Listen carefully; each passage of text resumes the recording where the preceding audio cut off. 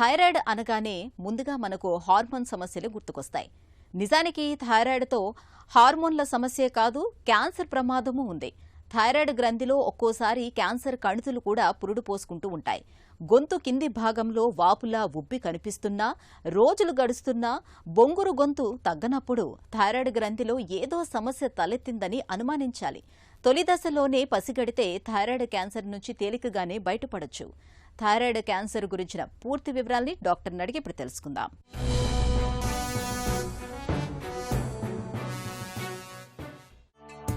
Thyroid గ్రంథిలో సాధారణంగా ఎలాంటి సమస్యలు కనిపిస్తుంటాయి? థైరాయిడ్ సమస్యలు అనేది సర్వసాధారణం అయిపోయింది. ఎవరికి ఆపరేషన్ చేసినా కూడా ఈ థైరాయిడ్ సమస్యలతో వాళ్ళల్లో చాలామందిలో ఈ క్యాన్సర్ లక్షణాలు అనేటివి కనిపిస్తున్నాయి. లేడీస్లో కానీ మగవాళ్ళలో కానీ థైరాయిడ్ గడ్డలు అనేటివి ఎక్కువగా పెరిగింది. అంటే థైరాయిడ్ హార్మోన్ అనేది తక్కువ ప్రొడ్యూస్ కావటము, దానివల్ల ఈ టీఎస్హెచ్ అనేది పెరగటము, అది తల్లిదండ్రులు సరిగా చూసుకోకపోవటము, వీళ్ళు కూడా ఎల్ట్రాక్సిన్ కానీ థైరోనామ్ ప్రిపరేషన్స్ కానీ సరిగ్గా రెగ్యులర్గా వేసుకోకపోవటము, తర్వాత వాతావరణ పరిస్థితులు కానీ ఆహార పద్ధతుల వల్ల కూడా ఈ థైరాయిడ్ సమస్యలు అనేటివి ఎక్కువగా వచ్చేది. థైరాయిడ్ గ్రంథిలో కనిపించే గడ్డలన్నీ క్యాన్సరేనా?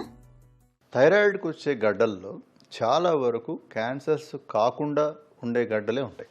సో వీళ్ళల్లో చిన్న సైజులో ఉన్నప్పుడే దాన్ని పసిగట్టినట్లయితే త్వరగా దానికి సంబంధించిన టెస్టులు, స్కాన్స్ కావచ్చు, ఎఫ్ఎన్ఏసి అంటారు, నీడిల్ టెస్టులు కానీ, థైరాయిడ్ హార్మోన్ టెస్ట్ కానీ, ఇట్లాంటి టెస్టులు సరిగా చేసి ఎలా ఉంది అనేది ఒకసారి ప్రాథమికంగా అది చూసుకోవటం, దానికి సంబంధించిన డాక్టర్ గారిని కలిసి వెరిఫై చేయించుకోవడం మంచిది.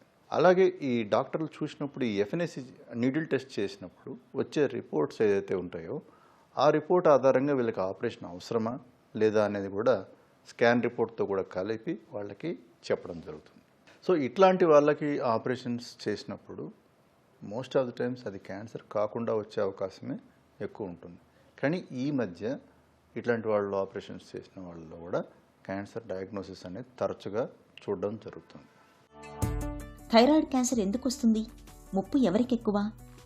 లాంగ్ స్టాండింగ్ అంటే ఎక్కువ కాలం ఈ థైరాయిడ్ గ్రంథి సంబంధించిన గడ్డని అలానే పెట్టుకొని ఎటువంటి ట్రీట్మెంట్ చేయించుకోకుండా అది బాగా సైజు పెరిగి చాలా ఎక్కువ సైజు ఉన్నప్పుడు ట్రీట్మెంట్కి వచ్చిన వాళ్ళల్లో ఈ థైరాయిడ్ క్యాన్సర్స్ అనేటివి ఎక్కువగా డయాగ్నోస్ చేయడం జరుగుతుంది. జెనెటికల్గా కూడా సంభవించే అవకాశం ఉంటుంది. అలానే ఏ కారణం లేకుండా వచ్చే థైరాయిడ్ క్యాన్సర్స్ అనేటివి బాగా ఎక్కువ పెరిగాయి. థైరాయిడ్ క్యాన్సర్ లక్షణాలు ఎలా ఉంటాయి? ఒకటి ఏంటంటే థైరాయిడ్ సంబంధించిన గడ్డ కొంచెం గట్టిగా ఉండటము, వాళ్ళలో వాయిస్ అనేది చేంజ్ ఉండడం, లేదా కాఫ్, ఆయాసం, ఒకవేళ లంగ్స్ స్ప్రెడ్ అయినట్లయితే, ఒకవేళ బోన్స్ స్ప్రెడ్ అయినట్లయితే ఎముకల నొప్పులు ఉండటం, ఇట్లాంటివి ఉంటాయి. కానీ ఎక్కువ శాతం వరకు థైరాయిడ్ క్యాన్సరు మామూలు గడ్డకు ఎటువంటి లక్షణాలు ఉంటాయో అదే లక్షణాలతోనే ఉండే అవకాశం ఉంటుంది. థైరాయిడ్ క్యాన్సర్ తాలూకు తీవ్రస్థాయి సమస్యలు ఎలా ఉంటాయి?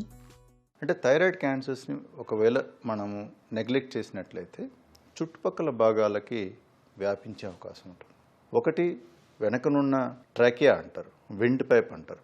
మనము శ్వాస తీసుకున్నప్పుడు ఆ పైప్ ద్వారా ఊపిరితిత్తులకి గాలి వెళ్తుంది.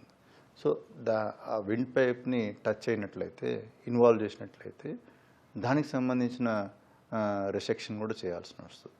కొంతమందిలో లంగ్స్కి స్ప్రెడ్ అయిపోతుంది, బోన్స్ స్ప్రెడ్ అవుతుంది, ఇట్లా లివర్కి స్ప్రెడ్ అవుతుంది, కొంతమందిలో బ్రెయిన్కి కూడా స్ప్రెడ్ అవుతుంది, స్పైన్కి కూడా స్ప్రెడ్ అవుతుంది. అట్లా ఎర్లీ దిశగా ఉన్నది కాస్త 4వ స్టేజ్ డిసీజ్గా మారిపోయే అవకాశం ఉంటుంది. థైరాయిడ్ క్యాన్సర్ విషయంలో ఎలాంటి పరీక్షలు చేస్తారు? ఫస్ట్ 3 టెస్టులు అడ్వైస్ చేస్తాం. ఒకటి మెడకు చేసే స్కాన్, అల్ట్రాసౌండ్ నెక్ అంటాం. అది చేసినట్లయితే చాలా చిన్న చిన్న నాడ్యూల్స్ కూడా థైరాయిడ్లో ఉండేటిది మనం పసిగట్టచ్చు.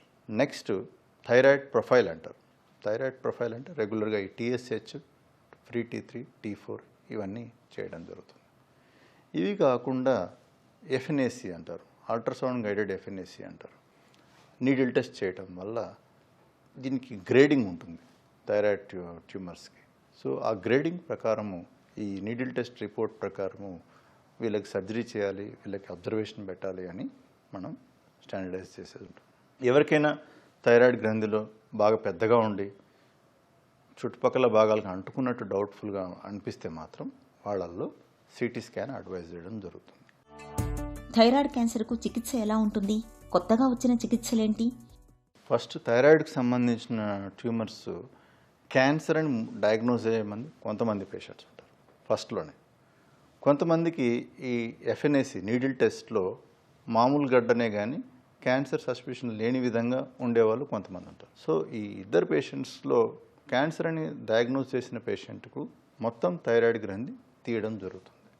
అన్లెస్ థైరాయిడ్ క్యాన్సర్ అనేది చాలా చిన్నగా ఉండి సెంటీమీటర్ కంటే తక్కువగా ఉండి పేషెంట్ ఏజ్ చాలా తక్కువ ఏజ్ 20 years అట్లా 20 to 30 years అట్లా ఉన్నప్పుడు half of the thyroid gland remove చేసినా సరిపోతుంది.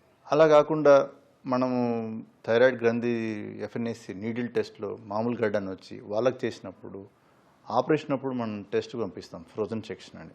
ఆ ఫ్రోజన్ సెక్షన్ అనేది దాంట్లో అది అంత అక్యురేట్ కాదనమాట.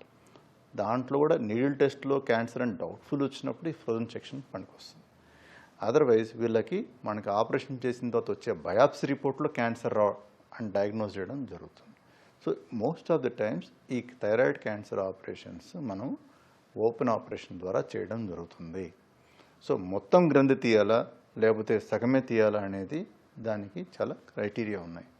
సో ఈ ఆపరేషన్ అయిన తర్వాత కొంతమందిలో ఈ రేడియో యాక్టివ్ ఐడిన్ ట్రీట్మెంట్ అంటారు. అలాంటి ట్రీట్మెంట్ చేయడానికి థైరాయిడ్ రీప్లేస్మెంట్ అంటే థైరాయిడ్ ట్యాబ్లెట్స్ ఇవ్వడం అనేది హోల్డ్ చేస్తాం. సో అట్లాంటి ట్రీట్మెంట్ అవసరమైనప్పుడు ఆ టీఎస్హెచ్ అనేది బాగా పెరుగుతుంది.